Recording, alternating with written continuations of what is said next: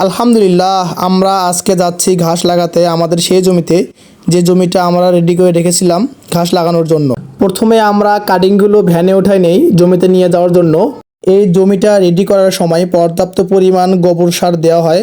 তারপরও ভালো ফলনের আশায় কিছু সার আমি ছিটিয়ে দিই।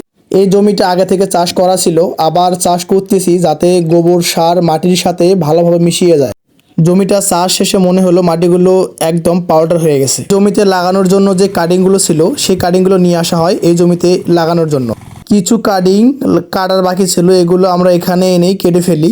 কাটিং লাগানোর আগে আমরা নাঙ্গল দিয়ে এই জমিটা নালা করে দেই, যাতে গাছের গোড়গুলো অনেক শক্ত হয়, হালকা বাতাসে হেলে না যায়। কারণ এই সময় এত পরিমাণ বাতাস হয় যাতে ঘাস ঢেলে পড়ে যায়। আমরা কাটিংগুলো এমন করে কেটেছি, প্রতিটা কাটিংয়ে দুটা করে চোখ রেখেছি।